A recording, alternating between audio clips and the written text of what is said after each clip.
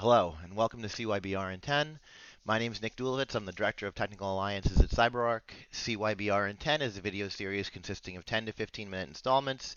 Each video covers a single topic with the common theme being education around CyberArk specifically and privileged best practices generally.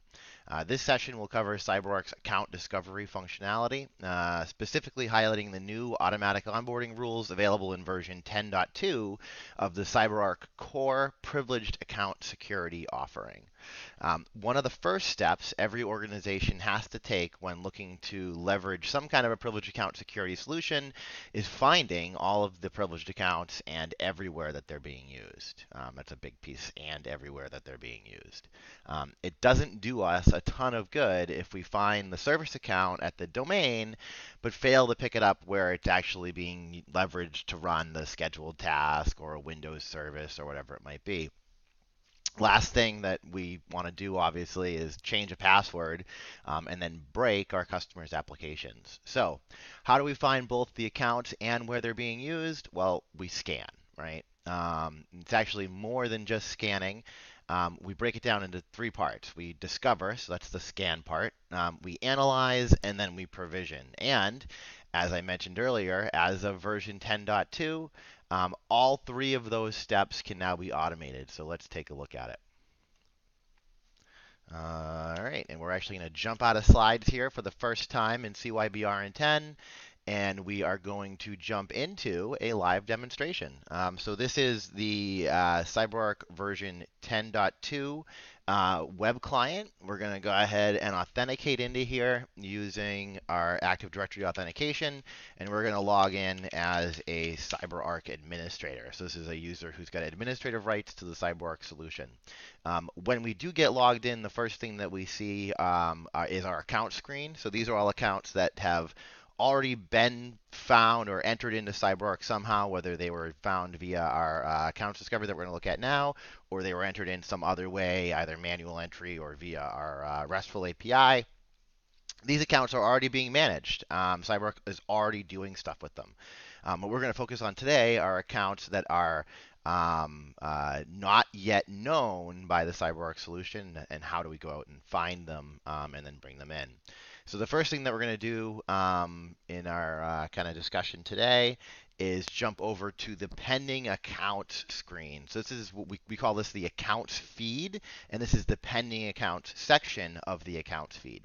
So what pending accounts is these are accounts that CyberArk has already done the discovery part for, right? We've gone out and we've done a scan, we've found the account, and now we're waiting to be told, or the solution is waiting to be told what to do with that account. And by what to do with it, I mean what policy to put it under, and then also what safe to store it in. And for anyone who is not aware, a safe in CyberArk is how we define the access controls within the solution.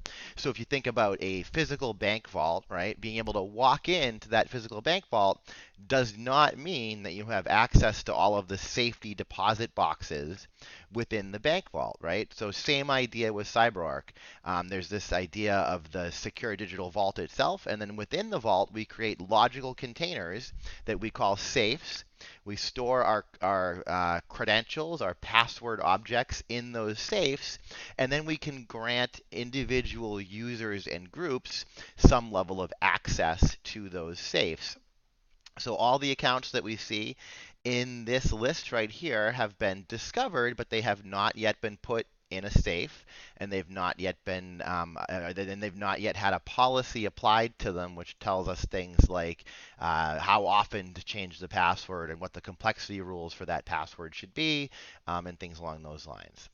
So if I were to actually click on one of these and take a look at it in greater detail, we can see that we do get all kinds of information in regards to the credential itself. And if we wanted to, we can click our onboard accounts button, and this is going to let us manually choose a safe that we want to put the credential in. and also choose a platform or a policy that we want to apply to that credential. We're actually not going to do this right now. We're going to go ahead and X out of here. And we're going to in just a minute, we're going to jump over to our discovery management and our automatic onboarding rules. But before we do that, I do want to show one more thing, and it's right here. So we talked about, or I talked about earlier, how CyberArk or how what we don't want to do, right, is discover the account only at the domain, right, and then not find maybe the scheduled tasks or the Windows services that account might be running. And from a CyberArk perspective, we call those other things that the account is doing dependencies. So you can see your dependency column here.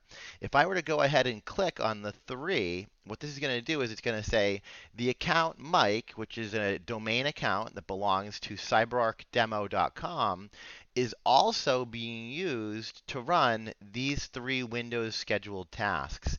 So if I were to go ahead and onboard our Mike account and choose my safe and my platform, not only am I going to onboard the information about the account and where it lives at the domain, but I'm also going to onboard those 3 scheduled tasks so that when CyberArk changes the password for the Mike account, it's going to change the password at the domain, obviously, but then it's also going to update that password value at the scheduled tasks. So that the next time that they need to run, they'll be able to do so because that credential value will still match the credential value that they have at the domain, right? And oftentimes what we'll find is that when a credential is being used to do something else, right, then changing the password is hard. So oftentimes it doesn't get done, right? Because that manual password change by the human being has to be done at the domain and then also all the other places that the credential is used. If CyberArk can do it for you, right, it makes things a lot easier.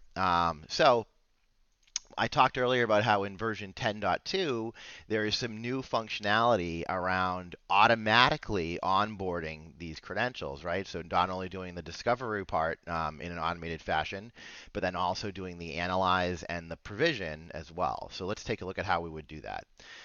So to take a look at those, we're going to actually jump over to what we call our onboarding rules section, which is new as of 10.2. So this is a new screen that we're looking at here.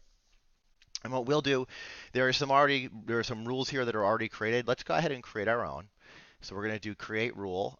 You can see that we can create these rules for either Windows systems or Linux and Unix systems. We're going to select Windows for the purpose of our demonstration. And now we've got some options that we can go through.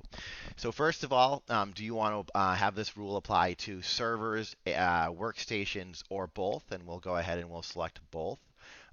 Right now, this is only supported, and again, this is the first iteration of this functionality. Right now, this is only supported for local account types. So we do not have this supported for domain account types, but that functionality will be coming shortly. And then we can define whether or not we want to have this rule apply to privileged accounts, non-privileged accounts, or both. And by the way that we make that determination is if the user or the account belongs to either the power user or the administrator group, we would look at that as a privileged account. Other credentials would be that are not members of either of those groups would be looked at as a non-privileged account. Now, finally, we can say, hey, do we want this rule to apply to the built-in administrator account or any credential that we find? We're going to go ahead and select any credential. And now we can also do things like, does the username begin with, end with, or equal a particular value? And then in the same with, does the machine name begin with, end with, or equal a particular value? So we'll go ahead and we'll leave these blank for now. So we're going to say for any Windows system, server or workstation, discovering a local account, whether it's privileged or non-privileged, and it could be the built-in administrator account or any other account as well. We'll leave these empty in addition. So let's go ahead and say next here. Now we can apply or we can define which policy or platform we want to apply to credentials that have been that meet this particular criteria, right? So we're going to select Windows Server local accounts for our platform, and now for our safe. So which safe do we want to put the credential in? We're going to select Windows Local Admin Accounts. Now I'm going to go ahead and give this a name. We'll call it Nix Test Rule. There we go. And our description, this is my test rule. And now you can see here as well that we do not have a reconciliation account assigned to the platform that we've associated to this rule, right? So you will likely want to have a reconciliation account for your production environments. This is just to show the functionality around the automatic onboarding, and I actually really like that we point out the fact to you that you do not have a reconcile account here. So I wanted to show this off during the demonstration as well. So I'm going to go ahead and say next here. It's going to give me a summary of my rule. We'll say create the rule. So now it's been created. It's in priority 1. So now let's give this a test, right? And to do that, what we're going to need to do is provision a new account. So I've got my computer management window up here. Users view is up and ready to go. So we're going to go ahead and give our user or our test account a name. So we'll call it onboarding test. We'll give it a password. Hopefully we can type that password again. Don't need to worry about that. And it doesn't matter. We'll leave it though. All right, so let's create this. Okay, so we've created our onboarding test account. We don't need to add him to any group. He should be picked up.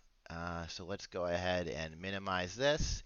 So now we want to go ahead and run a scan. So let's go ahead and set a scan up. So we'll go to our accounts feed again.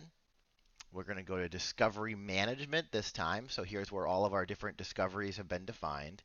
We're going to do a new Windows discovery. Our domain is CyberArkDemo.com. We're going to go ahead and select an account from the vault. Here's my domain admin account, so we definitely won't have any rights issues with that. We'll go ahead and set it up to look at all OUs, which is fine.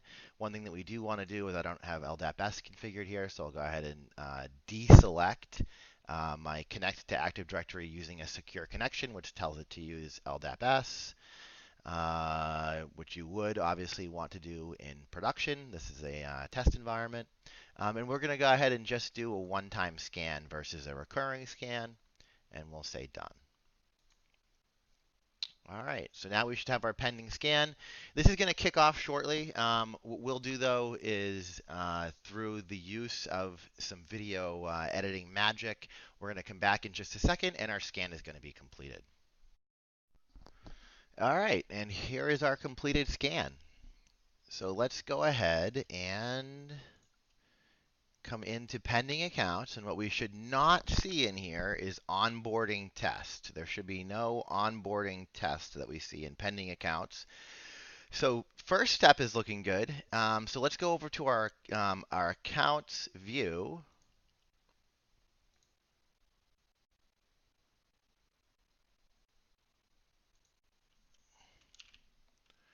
And let's do a search for our onboarding test. All right, so here's onboarding test. We can see that it was newly added, so this should have just come in here, and we can see that there is a reconciliation failure, which we expected to see because there is no reconciliation account assigned to this this platform that we leveraged here. We can also see that this was discovered at 8:50 a.m. with our current date on here, right? And if we look down at our date and timestamp here, we can see that that was just a minute ago when we were in our scan. So the beauty here is that now we have complete no-touch end-to-end account discovery, both for Windows and Linux and Unix systems. The current iteration as of version 10.2 does only support Windows local accounts, but we will have domain accounts added shortly. Thanks for watching this installment of CYBR in 10. If you liked it, hit that like button and subscribe for future videos.